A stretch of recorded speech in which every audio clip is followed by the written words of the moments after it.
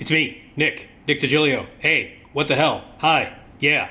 Hey, thanks for checking out my YouTube videos. You can subscribe for free on my YouTube channel. Tell your friends, subscribe right now, like it, love it, watch it. Daily videos going to be dropped every day on my YouTube channel. You should also check out my Patreon channel, my Patreon page, which is a great way for you to support me in my videos and in my movie reviews and the stories that I tell and the entertainment that I want to provide for you and give you some really cool stuff as well. Go to patreon.com/NickDShow right now, and you can be a patron, which means that you can subscribe and donate a little dough monthly, $3 a month, $9 a month, $25 a month. You can become a patron, and that gets you some extra stuff in addition to a lot of the videos that I put on for everyone at Patreon to see, movie reviews and stuff like that. Stuff like this. This will be available on Patreon as well. But you get bonus stuff. In the future, we're probably going to do some live stream stuff. I'm going to have some swag made up to give away. And also, the saga about what really happened to me at WGN. I was fired. It was unfair. And there was a lot of crap on the internet. There's still a lot of crap in social media about me and my behavior and assumptions about me. My character has been kind of defamed, and I want to fix that big time. So I'm telling the truth about what happened at that radio station, but I'm telling it only to patrons right now. So if you want to know the real reason why those things at WGN happened, to get some big behind-the-scenes stories, you got to become a patron at my Patreon page. It's patreon.com/NickDShow. And remember, my podcast begins, the Nick D Show podcast. It's the Nick D Podcast, which is going to be available on the Radio Misfits Podcast Network starting in late January. Tell your friends, tell your neighbors. Remember, subscribe. Everybody, please subscribe to my podcast and listen on the Radio Misfits Network. And check it out. Check out Radio Misfits Network for more really cool podcasts. Mine will drop in January. Okay, so last night I watched Curb Your Enthusiasm, like most sane, awesome Americans would. Curb Your Enthusiasm, obviously the Larry David sitcom, which has been on for many years and is consistently hilarious. It's had some down seasons and some great seasons as well. This season has been great. This season has been really, really strong. And on last night's episode, Bill Hader, the great Bill Hader, made an appearance. You know him from Saturday Night Live and many movies and TV shows, and of course Barry, his amazing HBO show where he writes the episodes, directs many of the episodes, appears in it as a hitman who wants to be an actor. And it's one of the best shows ever, and Hader is great on it. Well, he appeared on Curb Your Enthusiasm last night, and he was fucking hilarious. I mean, as usual, it's not a surprise that Bill Hader was brilliantly funny on something, because he's brilliantly funny all the time. So he appeared on Curb, and brilliant on it as usual. But he played 3 roles in it. He played 3 separate roles. And if you haven't watched it, I don't want to give it away. But Bill Hader plays 3, and it's not like it's a secret, because it's one of the jokes of the running jokes of the episode is that it's entirely obvious that the same person is playing these 3 roles and all that other stuff. So they have a lot of fun with it. Larry David, Jeff Garlin, everybody involved has a great deal of fun with it. And Hader, the format of Curb Your Enthusiasm suits Bill Hader it fits him like a glove, because it's improvised. All of Curb Your Enthusiasm, Jeff Schaffer and Larry David usually come up with the stories, or Garland helps out. They have an outline, and then boom, they turn the cameras on, and you're supposed to riff. You're supposed to improvise. And there aren't many human beings better at improvising and being brilliant at it than Bill Hader, and he's fucking amazing in this episode of Curb Your Enthusiasm, playing 3 hilarious characters. So that got me to thinking about multiple roles. Hey, what the hell? What's your favorite multiple role? And I'm talking about actors or actresses who play multiple roles in a movie, and some of the best multiple roles in movies of all time. And so what do you think? I've got my list here and my favorites, and I'll save my very favorite for last. But yeah, it's a fun thing to do for actors, to play a bunch of different roles in one movie or in TV shows. I'm sure there's a bunch that I'm missing. here, in the world of TV and in the world of other places. So if you've got some, please leave them on the comments. When you become a patron at my Patreon page at patreon.com/NickDShow, be a patron and leave all your comments there as well. Which ones am I missing? But I got a ton here. I got a bunch of really cool actors and actresses who played many roles, multiple roles in one movie. It's not uncommon. It's a lot of fun for the actors to do, and when done well, it can be a really cool gimmick and sometimes really work, genuinely and brilliantly, like it did for Hader last night on Curb. All right, so let's get to some. Here's a small one. Bill Bailey in Hot Fuzz. Now, this is one of my favorite. I know this is kind of a smaller one, an obscure one, and I know that if people were making lists of their favorite actors who played multiple roles in a single movie, I don't know if this would be on their list, but this is one of my favorites. Hot Fuzz is my favorite of the Cornette trilogy, the Edgar Wright, Simon Pegg, Nick Frost movies, and Hot Fuzz is my favorite of the three. And Bill Bailey plays the desk sergeant at the police station. It's a dual role, it's two roles, and you kind of don't know which desk sergeant you're going to get. But I thought it was genius to just have that be a part of it, and it's kind of not really acknowledged for a while. So for a while you're like, the fuck is wrong with this guy? But he plays two different characters. Now I'm just thinking about it, it makes me laugh. But anyway, Bill Bailey plays the desk sergeant at the Stafford Police Station in Hot Fuzz. It's one of my favorite dual roles of all time. Kills me every time I see it. So that's one of them that's on the list. If you've not seen Hot Fuzz, you should. And I wouldn't be surprised if you kind of forgot that Bill Bailey played the two desk sergeants in the movie. I don't know, I'm just laughing about it. I love it. Okay, Legend with Tom Hardy. Tom Hardy playing the Krays brothers, Krays, the Krays brothers. They were gangsters. It was the second movie made about those guys. The first one actually featured one of the dudes from Spandau Ballet. Ooh. No, true. It's true. See what I did there? But yeah, so Tom Hardy plays both Kray brothers in this gangster movie. Not a great movie, but he's tremendous in it. The two different roles. He has a lot of fun playing it. I have to mention this before I go on. Monty Python. The guys in Monty Python. I mean, obviously that goes without saying. They play multiple roles on their TV show all the time. Obviously played, most of the female roles except for Carol Cleveland and a few other actresses that would pop up here and there. So, I mean, it goes without saying that in the Python movies, you can't not say the guys from Python are phenomenal at multiple roles. I think my favorite, because it's my favorite Python movie, but I think my favorite of the multiple roles is Life of Brian. That's my favorite.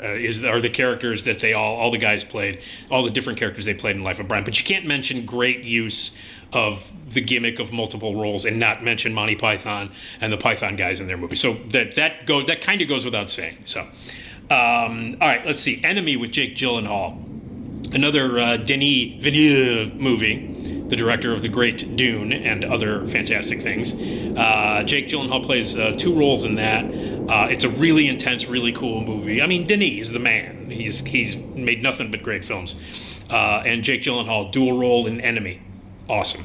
Okay, again, another one that we can mention here is the Back to the Future movies, the three Back to the Future movies, because of the way it's set up and they go back in time and forward in time and all that stuff, and they end up playing, themselves and relatives of themselves. So all the cast members do a really wonderful job playing older versions of themselves or younger versions or, relatives of themselves.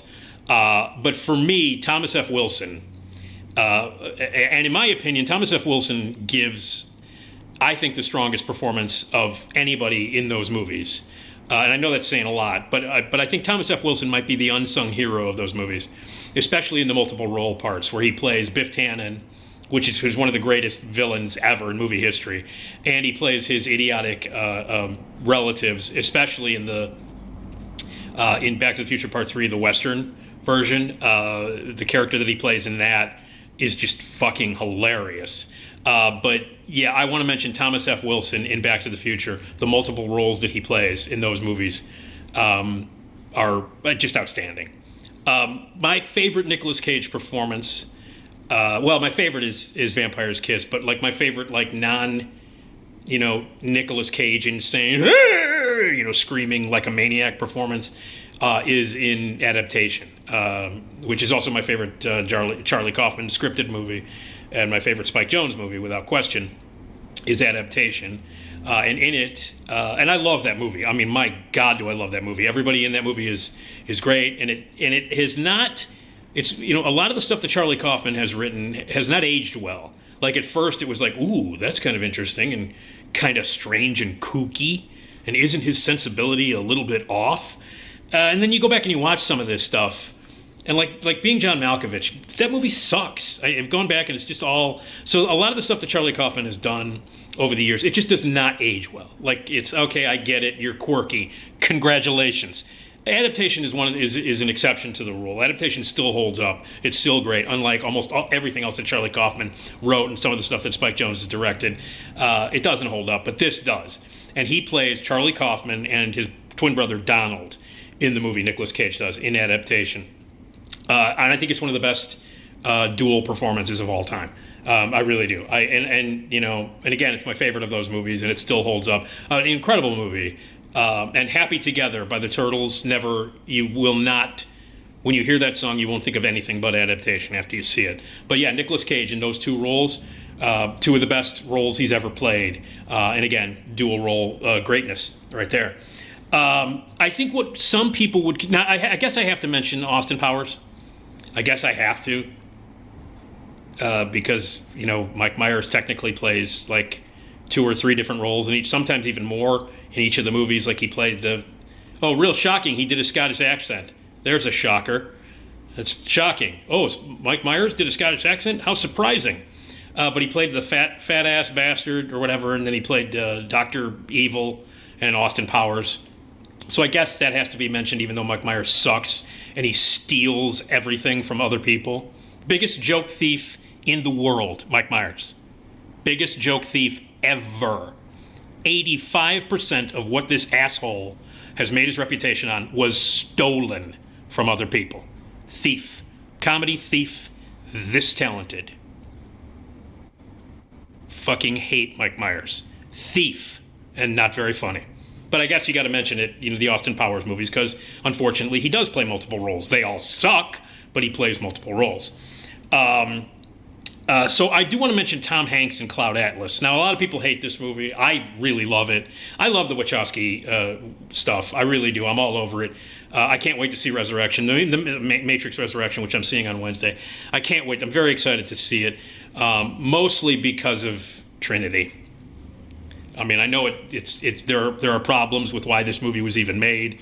They all die at the end of the last one. And, Lawrence Fishburne didn't return. Hugo Weaving didn't return. And these are all issues that I know are completely legitimate, but I don't give a shit because Trinity's in it, and I love her very, very much. Anyway, Cloud Atlas, bunch of people, Hugh Grant, a bunch of other people play multiple roles in different segments in this crazy movie, Cloud Atlas. But Tom Hanks is great in it. He plays a bunch of different roles in it, and I loved him in it. I love Tom Hanks in Cloud Atlas. I really do. A lot of people hate that movie, and it's totally understandable. But yeah, I love him in it. Okay, let me get to. I guess these are my favorites here. The classics. Dr. Strangelove, Peter Sellers, playing the 3 different roles. He plays Mandrake. He plays Mufflin, the President, Sergeant Mandrake, and he also plays the title character, Dr. Strangelove. He was supposed to play the character that Slim Pickens played. So there would be, because, obviously Stanley Kubrick was the king of symmetry, and he wanted it to be more symmetrical because those 4 characters are the key components for what happens in that movie, for what really drives the movie to where it goes. Those 4 characters are completely responsible for what happens. But Sellers had a heart attack, and he couldn't shoot or play the role that Slim Pickens went on to play, and ride the bomb to glory at the end. Yeah, that whole thing. That was supposed to be Sellers. He was supposed to play Jack the Ripper in that movie. But he couldn't because of the heart attack. But he did end up playing those 3 roles. And what can you say about Sellers in that movie? Everybody in that movie is brilliant. Sellers is personally, my favorite performance is George C. Scott's in Doctor Strange. Doctor Strangelove is a masterpiece, one of the greatest movies ever made, one of the funniest movies of all time. And George C. Scott, to me, for my money, is the best performance in that movie. I think by far the funniest, the best. The fact that George C. Scott did not go on to do 8,000 comedies immediately after that is astonishing to me. But again, proves what a range George C. Scott had. But anyway, Sellers plays those three roles, and they're amazing. What can you say about Strangelove? One of the most interesting and weirdest characters of all time. His Mandrake is hysterical. The scene that he has with Keenan Wynn and the Coca-Cola machine, hilarious. The stuff that he has to do with the crazy Sterling Hayden is great. And then, as the president, what can you say about his role as the president? So, obviously, Peter Sellers, his three roles, could have been four, his three roles in Strangelove, one of the greatest multiple roles of all time. I think the quintessential multiple role performance, and I think a lot of people would just agree, open and shut case, Kind Hearts and Coronets with Alec Guinness. It's astonishing. If you've not seen it, he plays 8 different roles in it. They're all distinct. They're all different. In some cases, it's virtually unrecognizable that it's actually Alec Guinness playing the roles. But Kind Hearts and Coronets, I think if you were going to talk about the definition of brilliant multiple roles in one movie, this is the movie that you go back to. These are the performances that you immediately mention. All 8 performances by Alec Guinness and Kind Hearts and Coronets are astonishing. They're great. If you've not seen it, you should. But I think that's the one that if you were going to, start to write a book about it, this is your chapter 1. Alec Guinness, Kind Hearts and Coronets, 8 incredible roles. Some of the other ones, there are 2 more that I want to mention. And obviously Eddie Murphy, who rivals Alec Guinness because he's played multiple roles in many movies. Even shitty movies like Norbit, which is a horrifyingly bad, awful, embarrassingly terrible movie. But he does play multiple roles in it. And this is after he had started to do it. Rick Baker would do makeup effects to make Eddie Murphy's appearance completely different. But yeah, he did it in Norbit. He also did it in Bowfinger. And he was hilarious in Bowfinger as like the hotshot, very popular movie actor and the look-alike doofus who Steve Martin wants to replace. And those 2 roles are hilarious. He's keep it together, man. Keep it together. K-I-T. Keep it together. And he's hilarious in the 2 roles. Obviously, the Nutty Professor, where he plays the entire Clump family. Brilliant stuff. The main character that he plays, Professor Clump in The Nutty Professor, is heartbreaking, beautiful performance. But all the other relatives that he plays and the other characters that he plays in The Nutty Professor, when he plays the whole family. The first scene at the dinner table where it's nothing but him and the one kid who plays Hercules, the kid, that's all Eddie Murphy. It's genius. It's comedic genius. It's one of the funniest scenes of all time, and it's one guy doing all of that. I remember the first time I saw The Nutty Professor, I went to a GCI press screening at a crowded theater, and you could not hear the dialogue. People were laughing so hard. I actually went back to see it a second. I've seen Nutty Professor, the first one, a million times because it's a great movie and it's really, really funny. And Eddie Murphy is great in it, in every role he plays, whether it be Professor Clump or Buddy Love and then all the Clumps themselves. But that first scene with the whole family around the table, it's genius. The fact that he wasn't nominated for a Best Actor Academy Award for that is a crime because it's amazing. It's astonishing. It's great. So Eddie Murphy, Nutty Professor, just for that dinner scene alone with the whole family alone should go down in history as one of the greatest multiple role performances of all time. But you gotta go to Coming to America. You have to. Coming to America, not one of my favorite movies. I was never really, I think there are parts of it that are funny. Everything in that movie that I laugh at the most is Eddie Murphy playing multiple roles. Arsenio Hall too. Arsenio Hall plays multiple roles in it as well. But Eddie Murphy in the barber shop playing the barber, one of the customers, the old Jewish guy. Those characters are phenomenal, hilarious. But Randy Watson, ladies and gentlemen, sexual chocolate. So all the characters that he plays in the barbershop and all the other stuff that he does in Coming to America with, again, Rick Baker's latex makeup is phenomenal. But Randy Watson, ladies and gentlemen, Randy motherfucking Watson, that boy is good. Yeah, good and terrible. That whole Randy Watson scene, the sexual chocolate scene, is one of the funniest things. When he drops that mic, come on, man, that's one of the funniest moments ever in movie history. Dropping the mic. So anyway, yeah, Eddie Murphy's done it a bunch of times, and he does it well. The multiple roles. Rick Baker should get an assist for creating all the makeup effects that he used in the Nutty Professor movies and in Coming to America, and the sequel, Coming to America 2, with a 2, where he plays multiple roles in that too. And that obviously is like that movie's not good at all. I know some people argue that the original Coming to America is good. People really like that movie. I don't. But anyway, the second movie, he's also does that a good job. But Randy Watson is the king. Okay, now here, this is an unusual one, but this is my favorite, a personal favorite. Just personally. I mean, obviously, you know, guys like Peter Sellers and Alec Guinness, you know, and Eddie Murphy and those guys who are sort of known for doing it and have done it, you know, beautifully. My favorite multi-role performance, I think, of all time is Dead Ringers. Is Jeremy Irons in Dead Ringers, where he plays Beverly and Elliot Mantle, drug-addicted twin gynecologists. It's an astonishing performance. He wasn't nominated for an Academy Award for that. He's ridiculous. David Cronenberg's brilliant movie. Not a good first date movie, by the way. I just want to mention that. But he's fucking amazing in it. It's two incredible performances by one incredible actor. Dead Ringers, Jeremy Irons. It's telling. He won the Academy Award a year and a half later for Reversal of Fortune, directed by Barbet Schroeder, where he played Sonny von Bülow. No, Klaus von Bülow, not Sonny. Klaus von Bülow. And the first person he thanked, and this is very telling, the first person he thanked was David Cronenberg, acknowledging, you know, that he should have won that award for his dual performance in Dead Ringers. It's one of my favorite movies of all time. Dark, twisted, beautiful in every way that Cronenberg's movies are. And his dual performance is amazing. Here's how great it is. He looks exactly the same. Both guys look, you know, he's identical twins. But you know when he's Bev, and you know when he's Ellie.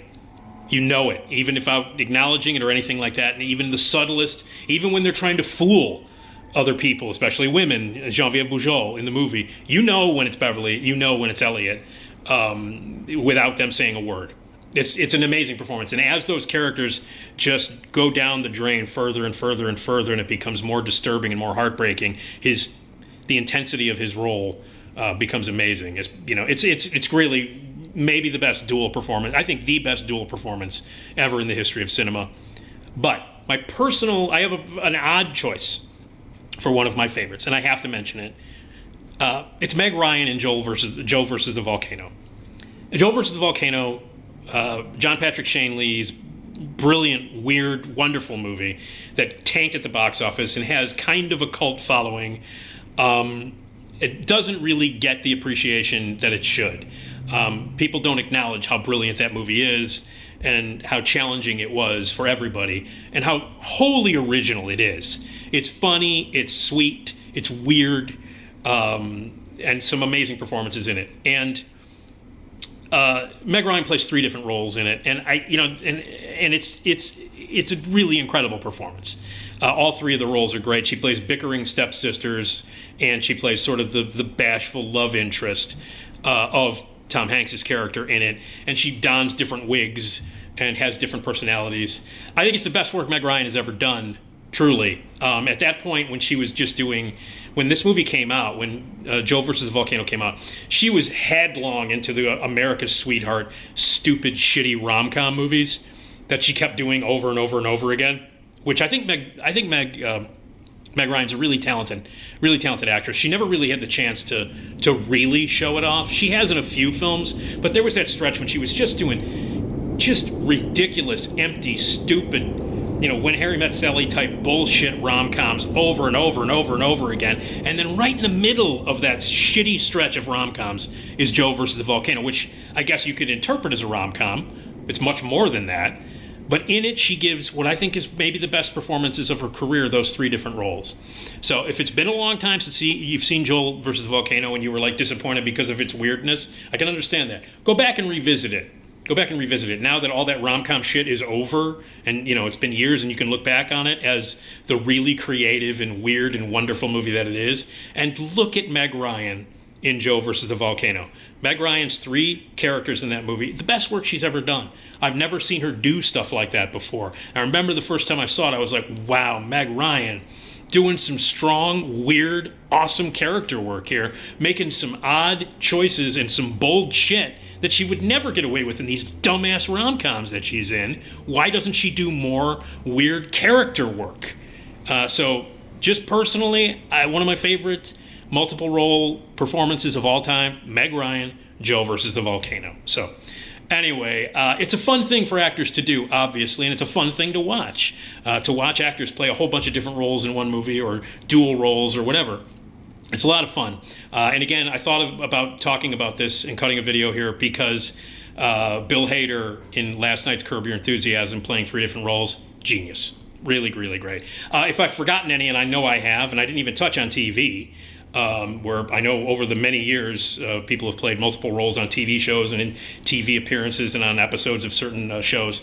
But I'm sure I forgot movies too. But those were the ones that I thought of. If you thought of any, leave the comments here on the YouTube page. And, of course, support me at patreon.com/NickDShow. Leave your comments. Multiple roles. Lots of fun. And thanks very much. And I hope to see you very, very soon.